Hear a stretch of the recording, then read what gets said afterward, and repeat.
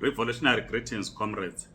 SADC Observer Team has released a preliminary statement on the elections in Zimbabwe. It was released by the leader of the Observer Team, His Excellency Dr. Nevas Mumba, former Vice President of the Republic of Zambia. It's a 17-page document. We will not read the 17-page document, but it's important to highlight some important issues that arise from this statement. The statement starts by analyzing the pre-election environment in Zimbabwe. It talks about the constitutional framework in conducting the elections, as we discussed in this chat platform, that the president proclaimed the date of the elections, which was in line with the Zimbabwean constitution. It also speaks to the management of the elections in Zimbabwe, which is done by the Zimbabwe Electoral Commission, a departure from what previously used to happen when the elections were done were managed by the Office of the Registrar General. The 2013 Constitution provides for an independent commission. It speaks to the delimitation report, which was done by ZEC. We know that there were challenges with the delimitation report, which was produced in 2022. The report, the preliminary statement, goes into detail in discussing this subject of the delimitation report, because some stakeholders were not happy in the manner in which the delimitation exercise was carried out. This preliminary statement also speaks to the voters' role. It has always been a challenge in every election in Zimbabwe for mainly opposition supporters or opposition parties to have access to the voters' roll. This report speaks to it, that some people were missing in the voters' roll. Parties were not afforded enough time to analyze the voters' roll. It speaks to freedom of assembly. It cites the Maintenance of Peace and Order Act, which governs holding of public meetings. It notes that in some instances, some political parties were denied the right to hold these meetings. There are rallies, campaigning rallies, because you have to inform the police. The police will refuse, but other parties were not affected.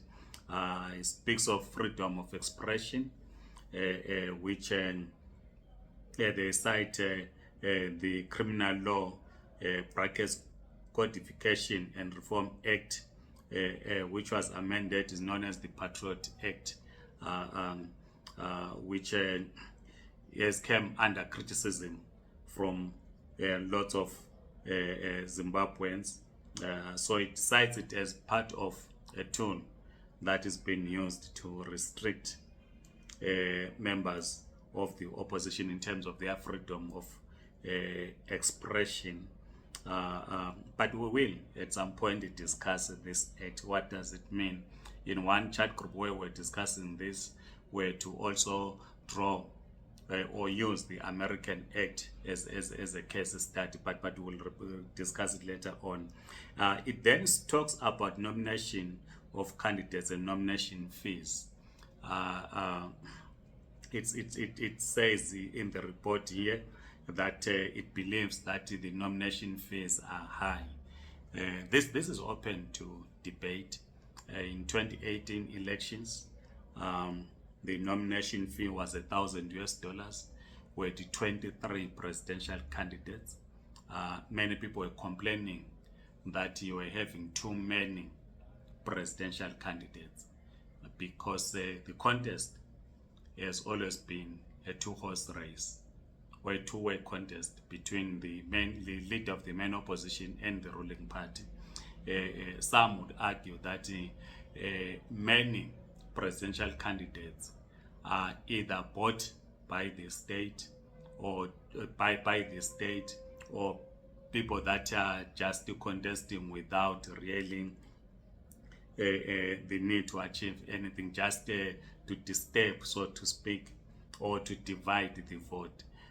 So when the fees were increased from $1,000 to $20,000 for candidates, presidential candidates, with about 11 presidential candidates, so it dropped by almost 50% from what we saw in 2018. So this is why I'm saying this one is open to debate, to say what should be the fee for presidential candidates.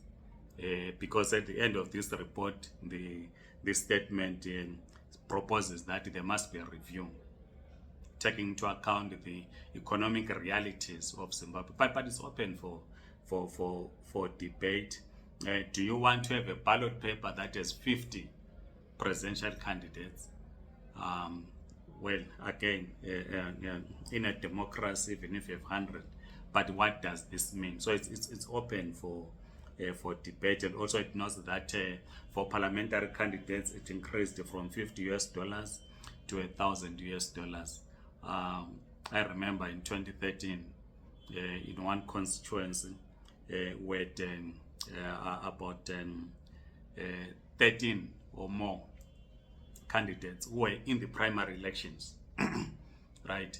They were contesting in the primary elections, because the parliament in Zimbabwe is now seen as an institution where people will draw their livelihood from. So do you want to have many parliamentary candidates to contest? So that's why I'm saying it's open for discussion. It then talks about the participation of women as candidates.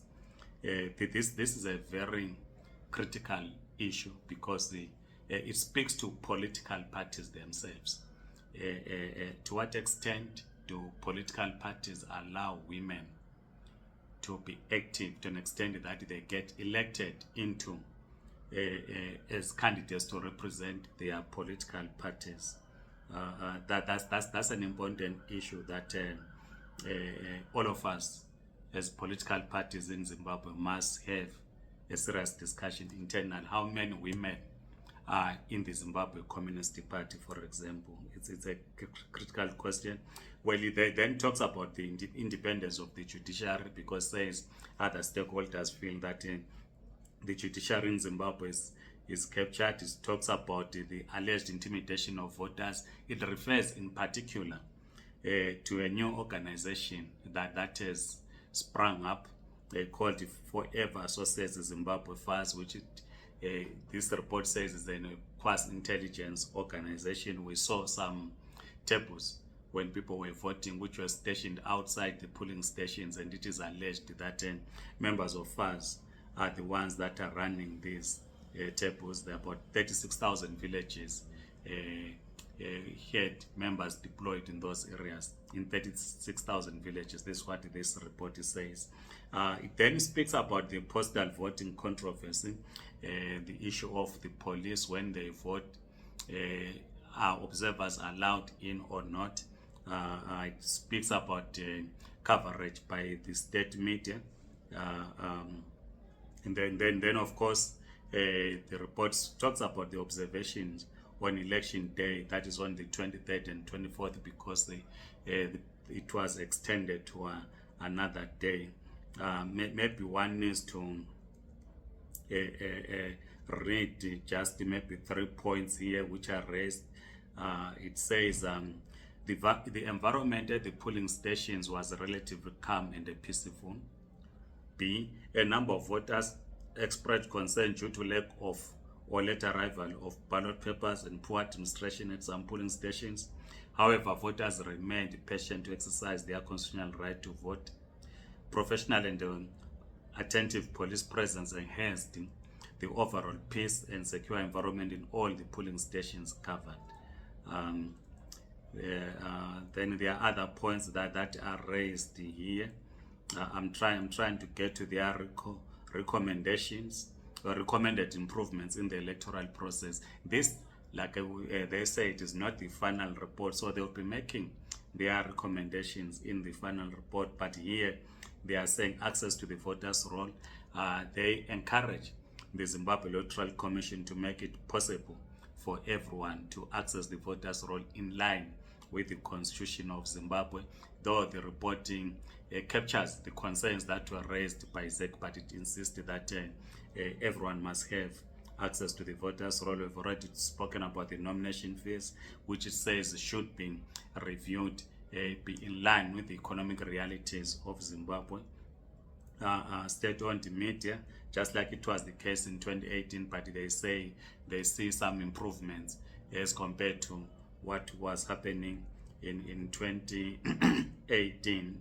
And of course, it talks about the voting materials, that for a transparent election, you need to have the material available. And then it speaks about the participation of women, which I'm saying it's a discussion that each political party must have. There is a part which I'm missing, because it says that